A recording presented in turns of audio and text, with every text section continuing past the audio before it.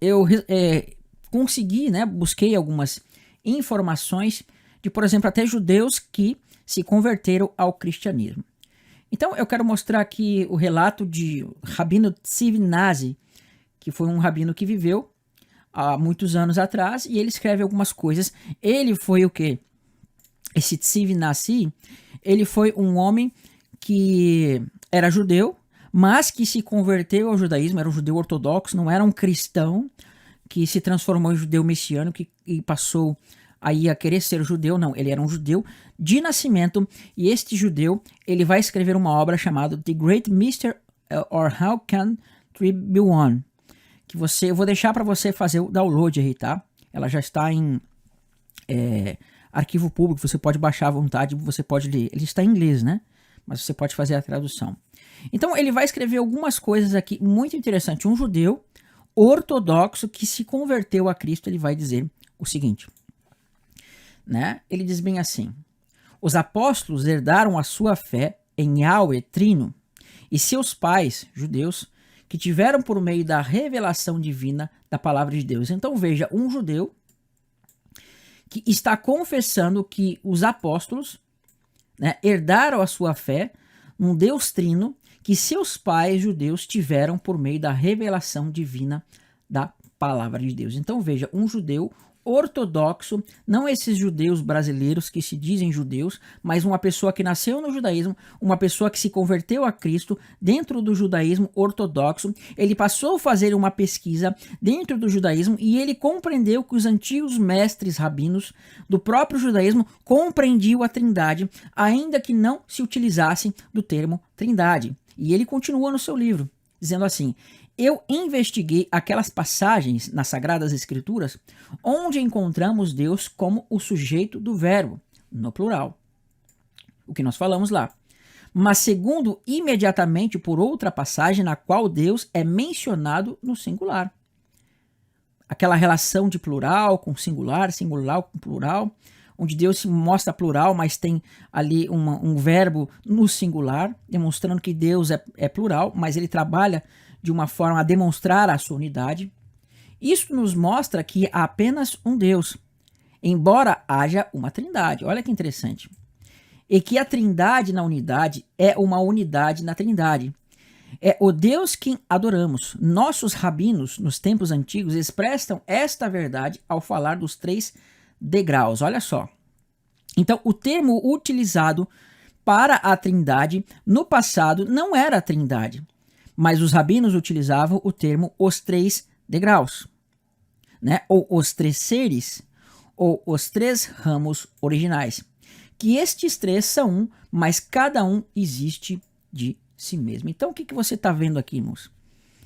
O que você está percebendo? Que aqui um judeu ortodoxo, que você pode ver nesta obra maravilhosa que ele escreveu, que eu vou deixar para você fazer o download, está em inglês, ele vai contar a história, e nesta história que ele conta, ele vai demonstrar que os judeus do passado, né, os judeus da antiguidade, sim, criam nenhuma trindade, ainda que não seja exatamente como nós compreendemos hoje, porque o conceito da trindade, o entendimento da trindade, ele vai ser uma revelação que vai, né, cada vez mais ser progressiva, até que nós vamos ter um entendimento mais pleno. Mas nós vamos ver que sim, os judeus, eles compreendiam a Deus de uma forma trina. E é interessante nós olharmos, irmão, porque quando nós olhamos para aqueles versos que eu mostrei para vocês, quando nós mostramos aquela pluralidade de Deus, muitos rabinos do passado começaram a olhar estas coisas e começaram a perceber, não, calma aí, existem coisas aqui que estão nos demonstrando que Deus trata-se, né, não necessariamente de uma coisa única no sentido de um monoteísmo absoluto, mas sim que há uma pluralidade nessa divindade. Então eles começam a escrever muitas coisas sobre isso, que infelizmente muitas pessoas que não têm uma diligência no estudo, não têm uma diligência na meditação, não têm uma diligência em pesquisar qual era o pensamento dos antigos judeus, eles começam a falar um monte de coisas que não são verdades. Pessoas que dizem que o conceito triuno de Deus que foi inventado pelo Concílio de Nicéia é mentira, porque nós vamos ver aqui textos escritos por judeus que foram escritos antes do Concílio de Nicéia, que já demonstravam essa triunidade de Deus. Então eu convido os irmãos a continuarmos neste estudo para vocês compreenderem. Então eu vou repetir as palavras deste judeu, que não é um judeu aí do Paraguai, mas é uma pessoa que nasceu no judaísmo, teve seus pais no judaísmo ortodoxo, cresceu no judaísmo ortodoxo e se converteu ao Senhor. E ele diz assim: eu investiguei aquelas passagens nas Sagradas Escrituras onde encontramos Deus como sujeito do verbo, no plural, mas no sentido imediatamente por outra passagem no qual Deus é mencionado no singular. Isso nos mostra que há apenas um Deus, embora haja uma trindade. E que a trindade na unidade e a unidade na trindade é o Deus a quem adoramos. Nossos rabinos, olha só, nossos rabinos, nos tempos antigos, expressavam esta verdade ao falar dos 3 degraus, os 3 seres, os 3 ramos originais. Que estes 3 são um, mas cada um existe de si mesmo. Então vamos avançar mais um pouco aqui. Então a primeira coisa que eu quero mostrar para vocês é o Targum. O Targum é um escrito judaico muito antigo, da época da Babilônia, e o que ele significa, irmão? Ele é uma tradução das Bíblias do Antigo Testamento em hebraico que foram traduzidos para o aramaico. Por que foram traduzidos do hebraico para o aramaico? Porque quando os judeus eles saíram do cativeiro da Babilônia, quando os judeus eles estavam no cativeiro da Babilônia e eles saíram, eles esqueceram da sua fala em hebraico, eles esqueceram do idioma hebraico, eles não sabiam mais falar o idioma hebraico. Então, apenas os sacerdotes, apenas aqueles que estavam ligados ao conteúdo mais espiritual, ao estudo das escrituras, tinham conhecimento do hebraico, mas eles precisavam passar o quê? A escritura para uma língua onde os judeus conheciam, os judeus que saíram da Babilônia. Então, começou a surgir os Targums, que significa literalmente uma tradução. Mas junto com a tradução, eles colocaram o quê? As parafrases. E estas parafrases eram formas que os rabinos desenvolveram naquele contexto para, com a tradução, já trazer a explicação.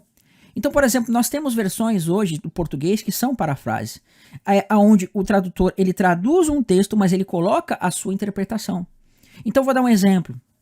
Nós temos, por exemplo, na nova tradução da linguagem de hoje, que é uma parafrase.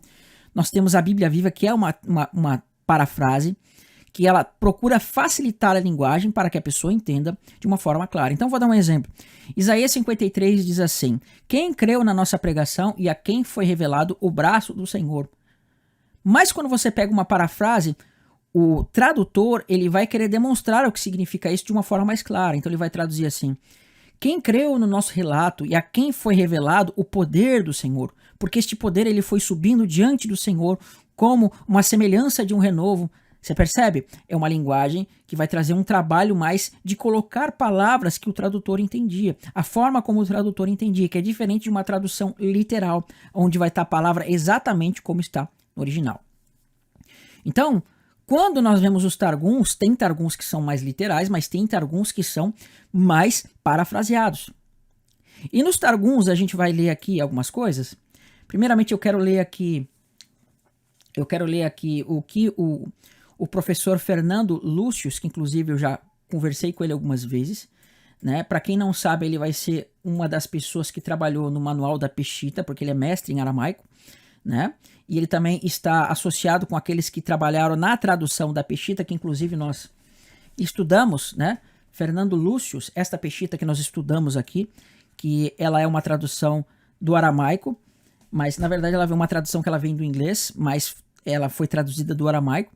Mas o manual da Peshitta, veja, ele fez traduções e demonstrou neste manual da Peshitta, né, coisas referentes aqui a Deus. E também o Targum em português, você vai achar, foi ele que traduziu, e mais algumas outras obras, como a Peshitta Aruita, se eu não me engano. Né? Comprei alguns livros dele nesse sentido. Então eu quero ler algumas coisas aqui para os irmãos. Tá? Eu quero ler algumas coisas aqui. Então, ele vai botar assim no Targum. No Targum Yonatan encontra-se a forma trilitera. Tá aqui, você tem 3 vezes o Yod, né? Yod. Yod. E esta palavra Yod é aquela primeira letra que forma o nome de Deus. Tá vendo aqui? Yod, que seria o equivalente a um Y, mais ou menos. Então você vê que ele coloca assim, no Targum Yonatan encontra-se a forma trilítera, que é uma repetição do nome divino 3 vezes, e deve ser lido como Yahweh, Yahweh, Yahweh, transliterado como Yahweh, Yahweh, Yahweh, ou seja, Yud Revav He, Yud Revav He, Yud Revav He, ou Yahweh, Yahweh, Yahweh, Yahweh. Né? Isso está no Targum de Jerusalém, na página 7 do professor Fernando Lúcio, que é mestre em aramaico. Então, quando nós olhamos, temos esse entendimento, o que ele está querendo explicar aqui, irmãos? Os tradutores do Targum, muitas vezes, quando ia aparecer o termo Yod Revav He, eles trocavam, eles substituíam o termo Yod Revav He por 3 vezes o Yod. Porque havia no conhecimento judaico que Deus ele se manifestava de 3 formas. A forma trina de Deus. Então, quando eles queriam trazer uma explicação para o povo, quando eles queriam trazer uma explicação para o povo judeu que não entendia o hebraico, e eles traduziam para o aramaico, todas as vezes, ou quase todas as vezes, aonde o termo Yud Revav He ia aparecer na versão hebraica, eles vertiam esse termo Yud Revav He por Yod, Yod, Yod, para o quê? Fazer uma versão mostrando que o nome de Deus deveria ser lido como Yud Revav He, Yud Revav He, Yud Revav He, ou Yahweh, Yahweh, Yahweh. Então, toda vez que o termo Yud Revav aparecia, eles trocavam Yud Revav He por Yud Revav He, Yud Revav He, Yud Revav He. Em vez de aparecer uma vez só, apareciam 3 vezes. Então, olha que interessante como vai aparecer aqui. Aqui a gente vai ler conforme está no aramaico. Estas são as origens dos Shemael, ou seja, do céu e da terra, quando eles foram criados no dia em que fez, né, Yahweh, Yahweh, Yahweh, Elohim. Então, olha como não se lê só apenas Yahweh, né, o Senhor, mas se lê, é como se você lesse assim. Quando eles foram criados no dia que fez o Senhor, o Senhor, o Senhor, Deus, a terra e o céu, Shemaia, e todas as árvores do campo ainda não estavam na terra, e todas as ervas do campo ainda não brotavam, porque ainda Elohim, né, Elohim é o Senhor, que aqui você vê que vai ser traduzido por, vai ser vertido por, né, Yud Revav He, Yud Revav He, Yud Revav He, não tinha feito chover sobre a terra. Não havia homem para lavrar o solo. Então você percebe que Yud Revav He, Yud Revav He, Yud Revav He 3 vezes não tinha feito chover sobre a terra e não havia homem para lavrar o solo. Por que está acontecendo isso aqui, irmãos? Por que os antigos judeus tradutores para o aramaico, eles traduziram o termo Yud Revav He para Yud Revav He 3 vezes? Porque como eu mostrei para vocês, com todo aquele conceito daquelas palavras que apareciam Senhor, Senhor, Senhor 3 vezes, a manifestação do Senhor 3 vezes, eles vão demonstrar que o Senhor tinha, né, uma manifestação trina. E aqui a gente vai chamar de tríplice Yod. Então toda vez que o nome de Deus, que era Yud Revav He, aparecia, eles iam trocar Yud Revav He por 3 Yod, representando, né, uma forma menor para demonstrar Yud Revav He 3 vezes. Então, aqueles que traduziam os Targums, eles traduziam o nome de Deus para 3 vezes o nome de Deus, e não apenas uma vez. Então é como se nós disséssemos assim, o Senhor, o Senhor, o Senhor, tá? Então, olha como está no aramaico, eu marquei aqui, né? Aqui você vê os textos que nós lemos, aqui na versão aramaica, e você vai ver que aqui quando fala do Senhor, você vai ver as 3 vezes o Yud. Então aqui você vê Yud Revav He, Yud Revav He, Yud Revav He, tá? Elohim, né? E a gente vê que vai aparecer mais uma vez também aqui, olha lá, que é equivalente a esta parte aqui, tá? E aqui também você vê aqui, ó, que significa no dia que fez o Senhor, o Senhor, o Senhor, Elohim, a terra e o céu. E Deus, o Senhor, o Senhor, o Senhor, não tinha feito chover sobre a terra e não havia homem para lavrar o solo. Então, tá aqui o que nós lemos. O Senhor 3 vezes. Por que eles colocavam o Senhor 3 vezes? Porque já haviam conhecimento, lembrando que esses textos, este conhecimento, ele foi escrito antes mesmo do Novo Testamento, antes mesmo de Cristo vir ao mundo, já havia-se este conhecimento, já havia estas interpretações que eram passadas de geração em geração, porque o Targum, ele continha muitas tradições orais que demonstravam a fé deles. E uma dessas tradições era justamente a Tríplice Iode, que demonstrava a triunidade de Deus. E a gente tem mais aqui também. Esse aqui eu tirei do Targum Yonatan. Você consegue também algumas coisas no Targum Okelo e no Targum Nephti. Então diz assim, isso aqui está em Gênesis capítulo 5, verso 1 ao verso 2. Eu marquei aqui embaixo, aqui esqueci de escrever o Gênesis, tá? Diz lá, este é o livro das gerações de Adão, no dia em que o Senhor criou Adão. Então veja, lembra que eu falei para você que quem criou o homem foi Pai, Filho e Espírito? Olha o que eles dizem aqui. No dia em que o Senhor, ou seja, Pai, Filho e Espírito. Por que eles não botaram 4? Por que eles não botaram 5? Não, é 3 vezes. Este é o livro da geração de Adão, no dia em que Pai, Filho e Espírito criou Adão à semelhança de aqui. O Senhor. Lá, ó. Tá aqui. Então, no dia em que Pai, Filho e Espírito criou Adão à semelhança de o Senhor, macho e fêmea os criou e bendisse em nome do seu Memra, que nós falamos, né? Olha que interessante. O Senhor bendisse Adão em nome da sua palavra, o seu Memra, aqui fala do filho. E chamou o nome deles de Adão no dia das suas criações, tá? Então veja que interessante, irmão. Mais uma vez, você vai ver a Tríplice Iode aqui. E essa Tríplice Iode é um resumo de 3 vezes Iode, Re, Vav, Re. Então, no dia em que o Senhor criou Adão, a semelhança de o Senhor o fez, macho e fêmea os criou e bendisse o nome de seu Menra. Veja, o Senhor, ele bendisse em nome do seu Menra, da sua palavra, que vai ser pro próximo vídeo. Então você vê que estes textos, estas palavras que aqui estão escritas, elas nos refletem uma tradução, uma tradição que existia já nos tempos anteriores a Jesus, que tratavam justamente dessa tríplice manifestação de Deus. E que nós vamos ver que isso vai se estender depois no Novo Testamento. Então, quando os apóstolos, irmãos, eles estavam no mundo e quando eles falavam das Escrituras, eles conheciam as tradições que existiam naquela época. E uma dessas tradições era a Tríplice Iode. Então, quando eles viam a Tríplice Iode que aparecia nos textos aramaicos que falava o Senhor, o que você acha que você entendia quando Cristo falava que batizar em nome do Pai, do Filho e do Espírito Santo? Já havia esse entendimento dessa tríplice manifestação de Deus, porque ela não foi criada no Concílio de Nicéia. Pelo contrário, os antigos Targumins, desde a época da Babilônia e depois na vinda do Senhor, já utilizava esse entendimento da Tríplice Iode, demonstrando a tríplice manifestação de Deus. Então, vamos continuar mais um pouco aqui, tá? Vamos continuar aqui mais um pouco para tentarmos entender isso. Então, a gente vai ter mais referências aqui para nós vermos. Então, nós vamos ver o relato de um homem chamado Shimon Bar Yochai, que é do 2º século. Olha como ele vai relatar a Deus, a visão que existia das tradições da época.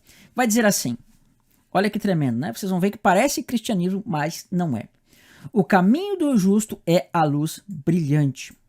E sobre este relato está escrito, então tu terás prazer no Senhor. Quem é este caminho do qual todos os caminhos derivam de sua luz e sobre o qual as luzes menores dependem? Este é o ancião, ou seja, o ancião de dias. A causa de todas as causas. Tudo que é luz recebe luz dele e é feito brilhar por meio dele. Ele é altíssima e secreta luz, veja relação com palavras que fala, né? A luz que os homens não têm acesso e que não se pode conhecer. O ancião é revelado com 3 cabeças, olha que interessante, né? Que estão unidas em uma. E esta cabeça é exaltada 3 vezes. O ancião ou seja, o ancião de dias, é descrito como 3. Isto é, porque as outras luzes que emanam dele são incluídas nas 3. Então veja, o ancião de dias, ele é descrito como 3. Este era o pensamento que existia na época de Cristo, na época em que os apóstolos estavam convivendo com estas pessoas. Ainda que este seja do século II, este pensamento, por Shimon Bar Yochai, este pensamento já estava presente no conceito judaico. O que diz aqui? O ancião é descrito como 3. Isto é porque as outras luzes que emanam dele estão incluídas nas 3. Parece cristianismo, né? Mas não é. E você vê que o judaísmo já estava demonstrando um pensamento aonde o Senhor estava sendo demonstrado como 3. Por que 3, irmão? Por que Deus não é demonstrado como 2, como 5, como 4? Não, por que 3? Porque já havia um conhecimento que vinha sendo trazido dos antigos judeus, aqueles que não estavam contaminados com muitas coisas, que nós vamos ver que no tempo de Cristo eles estavam contaminados com doutrinas dos fariseus, e eles tinham, né, este entendimento que vinha lá do passado, lá da antiguidade, onde demonstrava que Deus era manifesto em 3, como nós vimos nos textos da própria Escritura. E ainda continua, o ancião de dias tem 3 cabeças, e ele se revela em 3 arquetipos, e todos os 3 formando um. Ele é assim simbolizado pelo número 3. Então veja, Deus já era simbolizado dentro do judaísmo pelo número 3, e eles são revelados um no outro. Shimon Bar Yochai, tá? Este relato é do século II, do segundo século. O Targum, ele é anterior ao século II. Né? As traduções, as tradições, ainda que tenham sido muitas compilações, ainda que você veja muitas traduções, mas aqueles relatos são anteriores até mesmo à vinda do Senhor Jesus. Então vamos continuar mais aqui. Então parece cristianismo, né? Então quem diz para você, irmãos, que não havia no judaísmo uma relação com a Trindade, que não há no judaísmo uma relação com questões relacionadas à Trindade, infelizmente está equivocado ou está mentindo, porque sim, o judaísmo revela para nós estas relações com a Trindade através de textos que nós ainda vamos continuar vendo, perfeito? Então o texto vai dizer mais para nós aqui. Este aqui do Rabino Eliezer HaKalil, né, que diz assim, falando de Deus. Quando a glória, que é Deus, criou o mundo, ele criou através de 3 sefarim, não é serafim, é sefarim, que significa 3 livros. A saber, Sefer, que significa texto, Tsefar, que significa número, e Tzipur, que significa comunicação, através do qual os 3 seres receberam significado, porque está escrito na história da criação, estas são as gerações do céu e da terra, né? E quando eles criaram, conforme está no hebraico, nossos rabinos de abençoada memória têm exposto que a letra He, né, Rei, na palavra aqui Behavaran, abreviação de Hashem, isto é, Yahweh, indica 3 seres. Olha que interessante. Este é o segredo da Torá, quando diz, no princípio, Deus criou, né, Bereshit bara Elohim. E depois, no dia em que Yahweh, Elohim, criou os céus e a terra. O salmista diz, pela palavra de Yahweh, os céus foram criados, e todo o exército pelo sopro da sua boca. Então, quem eram os seres aqui? Você vai ver que ele é no princípio, aqui Elohim. Você vai ver que quando fala ele criou, aparece um ser. Depois ele vai mostrar 2 seres. No dia em que Yahweh, Elohim, criou os céus e a terra, o salmista diz, pela palavra, um segundo ser de Yahweh, os céus foram criados e todo o exército pelo sopro, ou seja, Aruach, o espírito. Então, Deus criou todas as coisas pela palavra e criou todas as coisas pelo espírito, porque Ruach significa sopro. Então você percebe o que ele está dizendo aqui, irmão? Ele criou através de 3 sefarins, ou seja, 3 livros, a saber Sefer, a saber Sefar e através de Sifur, que são os 3 seres. Ele não fala aqui, irmão, de 3 coisas, ele fala de 3 seres. Você percebe, irmão, então que o judaísmo ele já tinha essa noção de que Deus tinha essa multiplicidade, de que Deus tratava de uma pluralidade e ele chama isso dos 3 seres. Aqui o texto está chamando contextos aonde aponta para o judaísmo, aonde eles entendiam Deus como três seres. No princípio, criou, você vê aqui um ser, né? Que segundo o entendimento deles, no dia em que Yahweh Elohim criou céus e terra, você vai ver que ele vai entender a palavra como ser, e nós vamos ver que ele vai entender a Ruach, que é o espírito, como um ser. Todas as coisas foram criadas. Então nós vamos ver que todas as coisas foram criadas por Deus através da sua palavra e do seu sopro. Então eles entenderam a palavra como ser, o sopro como outro ser e Deus como sendo um outro ser. Porque de Deus procede tudo isso. Quando nós formos falar do Filho de Deus, nós vamos demonstrar que, né, o Bnei Yah, ou seja, o Ben Yah, era o Filho de Deus que era manifesto justamente como o Filho de Deus, tá? A gente vai ver isso depois. E continuando, vai dizer assim: o rabino, meu professor de abençoada memória, explicou que Sefer, Sefar e Sipur são Yah, olha só, o nome de Deus, Yahweh e Elohim. Significando dizer que o mundo foi criado por estes três nomes. E quando se fala de nome no contexto judaico, fala-se de pessoas. Não se fala necessariamente de nome, de pronúncia, mas fala de pessoas. Por isso que todo que crê no nome de Jesus, ou seja, crê em Jesus. Portanto, quando ele fala nesses três nomes, ele fala de três pessoas. Isso vai estar aqui nesta obra, Commentary of Genesis, né, da Mantra Edition. Vamos continuar mais um pouco. Olha que interessante, o conceito dos três degraus de Deus. É uma pena que o tempo é curto, nós já estamos indo aí para daqui a um pouco chegar em 2 horas. Então eu não quero me estender muito, mas há muito mais relatos, há muito mais textos para se falar disso daqui, que infelizmente o tempo não dá, tá? Vamos continuar então aqui. Diz assim, olha o que vai dizer aqui por Shimon Bar Yochai também. Ele vai dizer assim: venham e vejam o segredo da palavra, né? Yahweh, da palavra Yahweh. Há 3 degraus. Cada um existe por si só. No entanto, eles são um, ou seja, os 3 degraus. Que era como os antigos judeus entendiam a divindade, que era considerada como os 3 degraus de Deus, que é justamente o Pai, o Filho e o Espírito Santo. Então unidos que não podem ser separados do outro. O santo, o antigo, é revelado como 3 cabeças, que são unidas em uma unidade. E essas cabeças, e essa cabeça é 3 vezes exaltada. O antigo é descrito como sendo 3, porque em outras luzes que emanam dele estão incluídas nos 3. Mas como 3 nomes podem ser um, o nome Yahweh, eles são realmente um porque nós os chamamos de um. Como 3 podem ser um, só podem ser conhecidos através da revelação do Espírito Santo. Olha que interessante.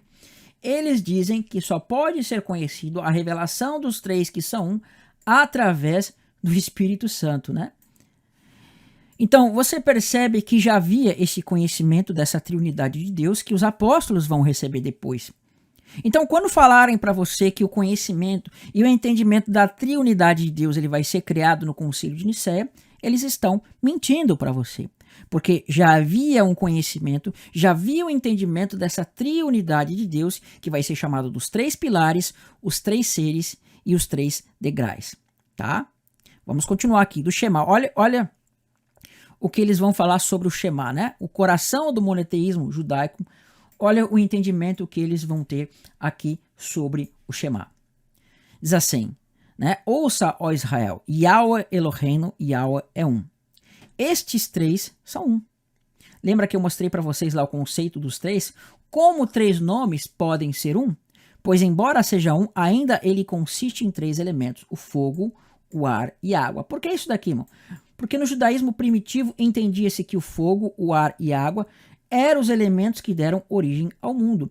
Então, dentro do termo de Deus, havia o elemento do fogo, do ar e da água. Por isso que aqui aparece 3 vezes, que é pelos elementos que Deus criou o mundo, tá? Entanto, se torna um mistério da voz. Mesmo assim, o mistério das 3 manifestações divinas designadas por Yahweh, Eloheinu, Yahweh, ou seja, 1, 2 e 3. 3 modos que ainda formam uma unidade, Shimon Bar Yochai, do século II, tá? Do século II, antes do concílio de Nicéia, baseado no que nós já mostramos que veio antes do próprio, né, Shimon Bar Yochai do século II. E continuando mais um pouco aqui, olha o que o Rabino vai escrever, né? Aquele Rabbi Tziv Nazi que a gente falou no princípio. Aquilo que um faz, o outro faz. O que é evidentemente uma unidade que eles formam. E que não pode haver nenhuma diferença de vontade ou propósito dentre eles. Rabino Tziv Nazi. Então, nessa série sobre Trindade, irmãos, eu quero inicialmente começar, que os outros irmãos vão explanar mais partes, mas eu quero explanar mais sobre o conceito da Trindade, nesse conceito mais judaico, né? Para a gente tentar entender os conceitos que eram aplicados no passado para o Senhor Jesus e o entendimento que eles tinham, tá? Então hoje nós vamos estudar o conceito de Memra, Meltá, Davar e Logos. Então Memra, Meltá, Davar e Logos são basicamente a mesma coisa, que significa o quê? Nada mais, nada menos do que palavra, tá? Então Memra, Meltá, Davar e Logos significam a palavra. Então quando nós vemos que se fala de palavra, né? Logo vai vir aquele texto de João que no princípio o verbo estava com Deus e o verbo era Deus. Por quê, irmãos? Porque nós precisamos entender, tá? Que já no contexto de João, né? Que era o contexto ali do primeiro século, já havia um entendimento sobre o chamado Logos, sobre o chamado Memra ou Meltá. Então, o que significa isso, irmão? Nós vamos ver aqui através dos Targums que os antigos judeus, os antigos hebreus, quando eles saíram da Babilônia, quando eles saíram do contexto de cativeiro, muitos deles não sabiam mais falar o hebraico, eles não sabiam falar o hebraico. Então houve a necessidade de traduzir as versões hebraicas, as traduções hebraicas que existiam do Antigo Testamento, para que o povo que estava aí se relacionando, o povo que entendia o aramaico apenas, também tivesse a oportunidade de receber a escritura. Assim como muitos judeus de fala grega receberam a tradução da Septuaginta, nós vamos ver que muitos judeus que falavam aramaico, eles vão receber o quê? Uma tradução chamada Targum. E Targum significa literalmente tradução. Só que o Targum, o que acontece? Você vai ter Targums que são mais literais e você vai ter Targums que são mais parafraseados. E estes Targums parafraseados, eles vão trazer uma tradução, mas junto com a tradução eles vão trazer um ensino. Né? Eles vão trazer um ensino nesse Targum. Então, por exemplo, nós vamos ver que eles vão colocar palavras, eles vão colocar alguns textos explicando o que eles entendiam sobre aquele texto. E nesse contexto é que vai aparecer muito Memra e que vai ter o seu equivalente no grego chamado Logos. Então, nós vamos ver, por exemplo, que ali no primeiro século, mais ou menos na época de Flávio Josefo, nós vamos ver que um filósofo chamado Filon de Alexandria, que ele era filósofo, mas ele também era judeu, praticante das leis judaicas, ele também vai falar sobre o Logos. E o Logos era um contexto, né? Ele significava a palavra, e todas as coisas teriam sido feitas pela palavra. E a palavra, né, que vai ter o seu equivalente no aramaico, o Memra, o Meltá, era o agente de Deus para fazer todas as coisas, tá? Então nós vamos tentar entender isso daqui. Também tem a palavra Davar, né, que nós vimos aqui. Então Memra e Meltá são equivalentes no aramaico, Davar é o equivalente no hebraico e Logos é o equivalente no grego. Então quando você vê Logos, Davar, Meltá, vai significar verbo, vai significar palavra, tá? Então, para vocês terem noção, aqui a palavra Davar, ela vai dar origem à palavra Midabar, que significa deserto. Então, quando o povo ele foi introduzido no deserto, literalmente eles estavam sendo introduzidos em Midabar, ou seja, na palavra. Então, deserto e palavra têm a mesma raiz, porque quando você está no deserto, literalmente você está na palavra. Então, vamos avançar aqui um pouco para a gente tentar entender aqui, tá? Deixa eu pegar aqui a caneta para os irmãos entenderem melhor. Vamos pegar a cor azul, senão vai sair o chroma aqui. Então, olha que interessante, né? O conceito da palavra Memra e Davar. Memra, né? Fala assim, Memra, sinônimo do vocábulo hebraico Davar, ou deber, dependendo de como você vai ler do sinal que vai estar nessa palavra. Ambos denotando, palavra, título constante e usado por João para designar Jesus. Olha que interessante. Então, lá no grego nós vamos ter o termo logos, O termo logos. Aqui, desculpa a escrita, mas é que é bem difícil escrever aqui. Nós vamos ter o termo logos, tá? E esse termo logos no português vai ser vertido por palavra ou verbo. Então, no princípio era o verbo, ou no princípio era a palavra. Então, memra, tá aqui essa palavra memra, Sinônimo do vocábulo hebraico davar. Então, davar e memra falam da mesma coisa, assim como vai falar de logos, tá? O termo aramaico memra é um nome composto da raiz amer, em aramaico falar, e significa o ato de falar, estar falando, dizendo, e é usado em diversas passagens juntamente com todo o nome divino, O termo memra no Targum é um sinônimo para o próprio nome divino. Então, quando você vê memra, além de estar falando da palavra em si, está falando do nome divino.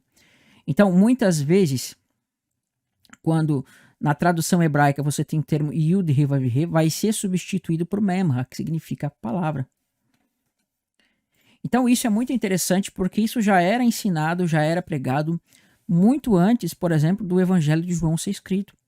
Então, quando o Evangelho de João ele foi escrito, que fala-se do Logos, João e os demais apóstolos e discípulos, por eles já conhecerem, estarem familiarizados com o Logos, com o Memra, João ele vai verter isso para o entendimento cristão. Então, aquele conhecimento que tinha da Memra, da palavra, nos cristãos, nos judeus que falavam aramaico, nos próprios judeus que falavam do davar, ele vai transcrever agora para Logos, pegando todo aquele conceito da manifestação divina do verbo, do Memra, e ele vai verter isso para Cristo.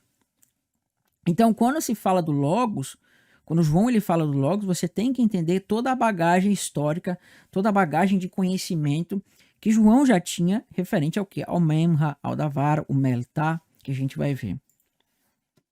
Então, de acordo com o pensamento, um pouquinho mais para trás, o termo Memra no Targum é um sinônimo para o próprio nome divino. Então, foi o que nós falamos.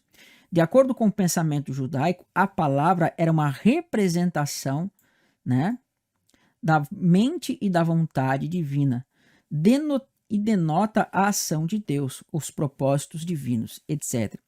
O nome divino é comumente usado em relação a Memra. Sobre o Memra, o que é especialmente interessante e contente é que enquanto os Targums estão cheios da palavra do Senhor, ou seja, a Memra, para se referir à presença de Deus aqui na Terra, Então, os Targums, irmãos, eles estão literalmente cheios do termo Memra. Então, os Targums eram parafrases, eram traduções do hebraico para o aramaico, que vem mais ou menos lá desde o tempo que eles saíram da Babilônia. Na liturgia da Igreja Antiga, adotada da sinagoga, ou seja, as antigas igrejas, elas adotaram uma postura da sinagoga, e é especialmente interessante notar com que frequência o termo logos, esta é a palavra grega para o memra, no sentido de a palavra pela qual Deus fez o mundo, sua lei, ou ele mesmo conhecido pelo homem, foi transformada em Cristo. Possivelmente por causa do dogma cristão, a teologia rabínica foi fora da literatura do Targum, usou pouco o termo memra. Então, o que ele está dizendo aqui, irmãos? Olha só que interessante. Que no Targum, que era justamente essas traduções judaicas do hebraico para o aramaico, se utilizava muito o termo memra, utilizava-se muito esse termo memra, porque Cristo não havia se manifestado ainda. Então eles tinham o entendimento que o memra era a palavra do Senhor se fazendo manifesta entre os homens, Deus se manifestando como a sua palavra. Mas quando veio Cristo e os próprios cristãos, os próprios chamados nazarenos, começaram a associar a memra com Cristo, os próprios judeus no Talmud, eles começaram a parar de usar isso. os próprios judeus no Talmud, eles começaram a parar de utilizar o termo Memra, porque os cristãos estavam associando a Cristo. Então aqui nós já vemos uma diferença do judaísmo anterior a Cristo do judaísmo posterior, né? Quando os cristãos começaram a utilizar o Memra para Cristo, os judeus pararam para não validar, né, Cristo como sendo o Filho de Deus, a palavra de Deus. Mas os antigos judeus entendiam, sim, que o Memra falava-se o quê? Do próprio Deus, tá? Mas isso vai ser mudado. Então isso nós vemos essa fonte na Enciclopédia Judaica, né, da versão de Londres, na página 465. Perfeito? Então vamos avançar mais um pouquinho aqui. Então vamos avançar aqui alguns exemplos do termo Memra nos Targums, tá? Vamos avançar aqui um pouquinho. Então, olha que interessante. Eu utilizei aqui nomes mais judaicos, eventualmente, porque a fonte onde eu busquei, ela tinha algumas palavras mais que não mudam o significado, mas assim de cunho mais judaico, tá? Porque a gente está estudando mais para a parte do judaísmo. Então diz assim no Targum Onkelos Bereshit, ou seja, Gênesis, né, capítulo 19, diz assim: Yaakov, ou seja, Jacó, fez um voto. Se a Memra de Yahweh, ou seja, se a palavra de Yahweh, do Senhor, né, me ajudar e me guardar na estrada pela qual eu viajo, dando-me pão para comer e roupas para vestir, para que eu volte para a casa de meu pai em paz, então a Memra de Yahweh será o meu Deus. Olha só que interessante. Então você vê aqui que no Targum, né, o entendimento daqueles rabinos que traduziram do hebraico para o aramaico, eles entendiam claramente. Então a Memra, ou seja, a palavra do Senhor, será o meu Deus. Né? Então aqui você vê uma clara, né, atribuição de divindade à palavra do Senhor. Então a Memra do Senhor será o meu Deus. Na versão hebraica está, então o Senhor será o meu Deus. Então eles entenderam que aquele Senhor no qual seria o Deus de Jacó seria justamente a palavra do Senhor, tá? Então aqui uma atribuição de divindade para a Memra do Senhor. Isso vai estar no Targum Onkelos, né? Em Gênesis 19, verso 20 e 21. E lá no Targum também, esse aqui o Yerushalayim, né? De Êxodo, vai dizer assim: a Memra de Yahweh falou todas as palavras gloriosas, ou seja, falou todas essas palavras. Então veja aqui, a Memra fala, né? Enquanto na versão hebraica tá o Senhor falou, na versão aramaica está assim, né? A palavra do Senhor falou. Veja, a palavra ela fala. A palavra não é dita aqui, mas ela fala, né? Essa palavra ela tem uma ação de falar. É como se ele estivesse dizendo que alguém está falando, ou seja, a palavra do Senhor falou. Não necessariamente está atribuindo aqui uma relação com o Pai, especificamente, mas está falando que a palavra do Senhor falou. Todas essas palavras gloriosas. Então você percebe aqui, irmãos, que tem uma palavra que fala, ou seja, o texto está dizendo que a palavra falava. Então, quando diz que no hebraico diz que o Senhor falava, nós percebemos que na versão aramaica está dizendo que a palavra estava falando. Né? A palavra falava. Por quê? Porque já tinha essa atribuição que a Memra, o Logos, era a manifestação visível de Deus, e esta manifestação visível de Deus, ela falava com os homens, mas ela era chamada de palavra. Então nós vemos que, por exemplo, no Targum, às vezes a Memra do Senhor vai estar falando com o próprio Senhor, né? Por exemplo, a gente vai ver daqui um pouquinho em Gênesis, quando lá naquele contexto de Sodoma e Gomorra diz que o Senhor fez cair fogo do céu da parte do Senhor, nós vemos que no aramaico está assim, porque a Memra do Senhor, ou seja, a palavra do Senhor, fez cair fogo do céu da parte do Senhor, né? Então o judeu ele entendeu que a Memra ali era aquele Senhor que estava na terra, que estava fazendo cair fogo do céu da parte do Senhor, né? Então lembra que nós falamos no primeiro vídeo sobre a pluralidade de Deus? Então essa pluralidade de Deus, que quando Deus falava com Deus ou quando Deus se manifestava, né, de uma forma visível, nós vimos que falava dessa pluralidade de Deus. Nos Targums vai estar falando da Memra, que é Deus se manifestando entre os homens, ou seja, está falando do Filho. E aí João vai para nós, né? Ele vai nos confirmar quando ele chama o Cristo de Logos. Então essa questão do Logos, da palavra, ela não era do tempo de João, mas ela era anterior. Então quando nós vemos, irmão, que um testemunho de Jeová ou uma pessoa que ela não crê na divindade de Cristo, ela vem falar que Cristo era um Deus. Então se você entender que o Memra era o próprio Deus, você consegue desfazer essa falácia. Por quê? Porque os judeus entendiam que a Memra era o próprio Deus. Nós devemos entender, irmão, que a doutrina da Trindade, ela era uma doutrina que ela vinha o quê? Cada vez mais ela ia sendo demonstrada conforme ia passando o tempo. Então o judeu ele não tinha tão desenvolvido quanto o cristão ele tem hoje a doutrina da Trindade, né? Porque ela estava mais implícita no Antigo Testamento, mas no Novo ela está mais explícita. Então, o judeu entendia dessa forma, ele entendia essa pluralidade de Deus, mas ele não entendia exatamente como explicar. Então, quando eles viam o Senhor se manifestando, Deus se manifestando como a palavra, eles entendiam como a Memra, como a Melta, como Davar, né? E por aí vai. Então, vamos continuar aqui. Então, né? Olha que interessante aqui. Isso está em Bemidbar, lembra que nós falamos? Está aqui, ó, números, né? Que na verdade, no hebraico é no deserto, Bemidbar, né? Está aqui a palavra Davar, que é a palavra Davar que nós falamos, tá? Moisés nunca adorou nenhum ser exceto a Memra de Yahweh. Olha que interessante, Moisés nunca adorou nenhum ser exceto a Memra de Yahweh. Na versão hebraica está escrito que Moisés nunca adorou outro Deus exceto o Senhor.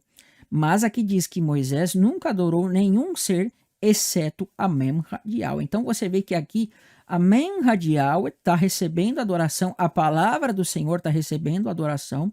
Aqui você vê que diz que a palavra do Senhor, a Memra do Senhor seria o seu Deus. Aqui a Memra do Senhor seria adorada, isso está em Números. E nós vamos ver que em Deuteronômio, Devarim vai dizer o seguinte: e se ouvires a Memra de Yahweh, ou seja, se ouvires a palavra do Senhor, para guardar todos os mandamentos que hoje te ordeno, né? O Senhor Yahweh te exaltará sobre todas as nações da terra, e todas essas bênçãos virão sobre ti, e te alcançarão quando ouvires a Memra de Yahweh, teu Deus. Olha só, chamando de Deus novamente. A Memra de Yahweh, teu Deus. Percebe que aqui Yahweh te exaltará e a Memra de Yahweh, quando você ouvires ele, aqui então você vê uma representação do Pai e do Filho, né? A Memra de Yahweh está falando que é a palavra. E Yahweh, né? Fala de Deus aqui como um todo, tá? Então o que nós vemos aqui? Que a Memra, ela vai ser Deus, a Memra, ela fala, a Memra, ela é adorada e a Memra, ela pronuncia a palavra do Senhor, para que os homens obedeçam. Então, compreendemos aqui, baseado no contexto aramaico, no contexto dos antigos judeus, que a Memra era o Logos, era o Filho de Deus que estava se manifestando entre os homens. Então, vamos avançar mais. Tem mais palavras aqui para nós ver. Isso vai estar em Bereshit, capítulo 9, verso 17, ou seja, Gênesis, né? No Targum Onkelos, que disse assim: e disse Deus a Noé, este é o sinal da aliança que tenho estabelecido entre minha palavra, ou seja, a Memra, e toda a carne que está sobre a terra. Então, na nova aliança, Cristo é o mediador da nova aliança. E nós percebemos que aqui está dizendo, este é o sinal da aliança que tenho estabelecido entre a minha palavra, ou seja, a Memra, e entre toda a carne sobre a terra. Então, aqui você vê que a Memra, ela foi o quê? Mediador de uma aliança entre Deus e as nações. Estabeleço entre a minha palavra, ou seja, a minha Memra, e toda a carne que está sobre a terra. Então já viu o conceito de que a palavra ela era o mediador da aliança do Senhor com os homens. Isso se confirma em Gênesis 17 também, que diz assim: e estabelecerei a minha aliança entre a minha Memra e ti, e a tua descendência depois de ti em suas gerações, por aliança perpétua, para ser a ti por Deus, e a tua descendência depois de ti. Então veja que mais uma vez você vê esse contexto de que a palavra ela era mediadora de alianças entre Deus e os homens, e aqui propriamente dito entre a descendência de Abraão, tá? E olha que interessante aqui, irmãos, agora nós passamos para Isaías e Yeshayahu, né? né? Olha que interessante, na versão hebraica vai estar escrito assim, pelo Senhor toda a semente de Israel será justificada. Toda a descendência de Israel será justificada, mas na versão aramaica, conforme os judeus traduziram e fizeram uma parafrase, olha como está escrito, pela Memra de Yahweh, toda a semente de Israel será justificada. E no Novo Testamento nós vamos ver que o Senhor justifica os homens por meio de Cristo, por meio da palavra, por meio do Logos. Então lá no Antigo Testamento você tem esse conceito de que a palavra ela era mediadora de aliança entre Deus e os homens, e você também tem um contexto aqui que a palavra do Senhor, toda a descendência de Israel seria justificado. Ou seja, o povo ia ser justificado pela Memra do Senhor. E é interessante que quando você pega em Isaías 45 e verso 17, você vê ali no 45, quando fala aqui na versão hebraica, diz que toda a descendência de Israel será justificada pelo Senhor. Mas aqui fala que é pela Memra. Por quê? Porque a Memra é justamente o Cristo pelo qual o povo seria justificado. E continua olhando aqui. Diz assim, porque eu terei misericórdia da casa de Judá, e eu o salvarei pela Memra de Yahweh, seu Deus. Lá no livro de Oséias, na versão hebraica, diz assim, porque da casa de Judá eu terei misericórdia, e eu o salvarei pelo Senhor, seu Deus.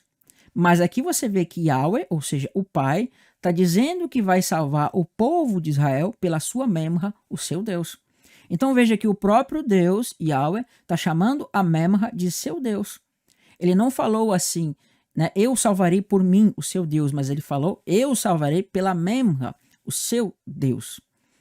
Então, aqui você vê, como a gente viu no vídeo 1, a pluralidade de Deus, e ele está associando este segundo termo, Yahweh, à sua Memra, tá? Então, podemos concluir que a Memra era quando, né, o Cristo se manifestava na antiguidade diante dos homens como aquele que fazia o trabalho do Senhor, o braço do Senhor, era a palavra do Senhor que estava manifesta. É como se o Deus abrisse seus lábios e saísse uma manifestação sua, né, da sua essência, da sua divindade, e essa manifestação estivesse entre os homens, ou seja, é o próprio Filho. Ela saía do Pai e se manifestava entre os homens, né? Então esta era a Memra, era justamente o verbo que ainda não havia sido encarnado, tá? Então vamos avançar mais um pouquinho aqui. Então olha o que David Stern vai ensinar.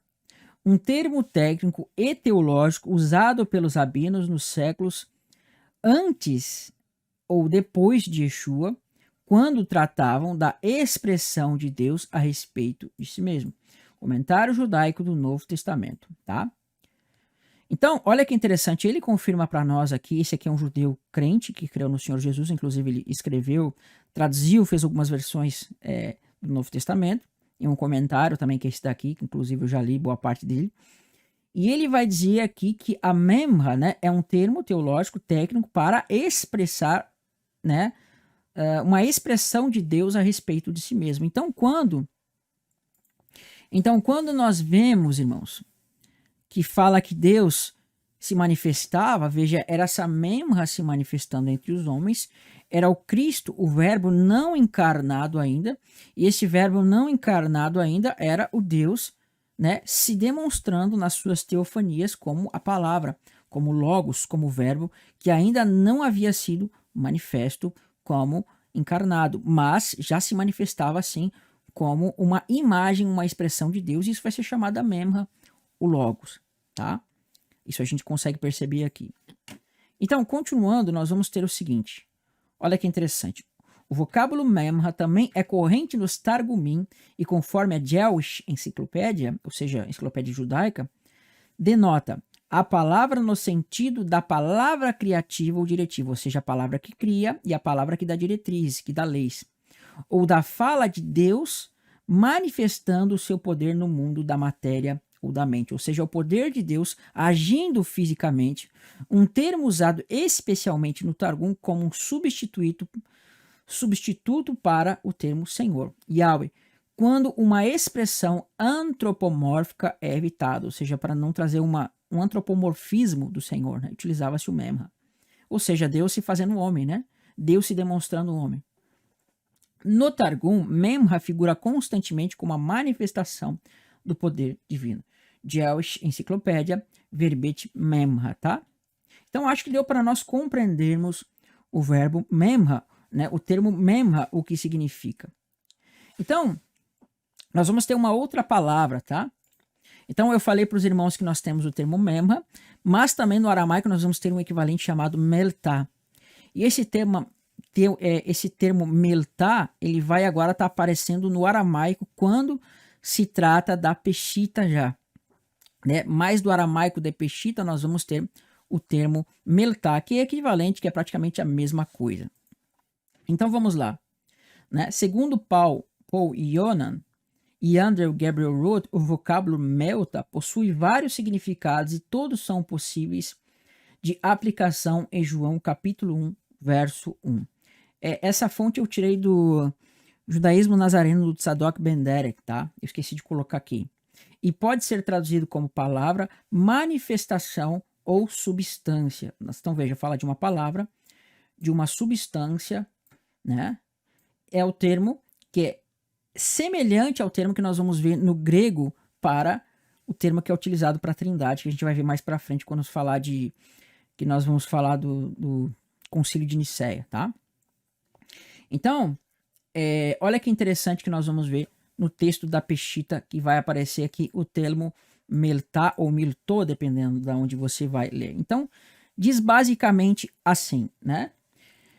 Bereshit itavchi chva Meltá vehu Meltá itavchi chva levat alaha va alaha itavchi, né?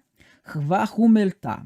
Então, olha que interessante, nós temos a palavra Meltá aqui, né? E a palavra Meltá aqui. Então, essa palavra, literalmente a tradução é assim: no princípio era o Melta, e o Melta estava com Deus, e o Melta era Deus. Mas no grego nós temos o Logos, né? O Logos, e aqui você tem o Melta, mas que é equivalente ao Memra. No princípio era o Memra, e o Memra estava com Deus, e o Memra era Deus. Lembra que nós tratamos do Memra sendo a manifestação de Deus, sendo Deus se manifestando entre os homens? Então aqui você tem o Melta. A diferença é que o tradutor que traduziu o Logos para o aramaico, ele vai traduzir por Melta, né, e não por Memra, mas basicamente é a mesma palavra, tá? E continuando, nós vamos ter aqui, né, João capítulo 1, verso 14, e a palavra se fez carne e habitou entre nós. Vimos a sua glória, glória como unigênito único que veio do Pai e que é pleno de graça e de verdade, né? Isso está em João capítulo 1, verso 14, está aqui, Vemeltá, né?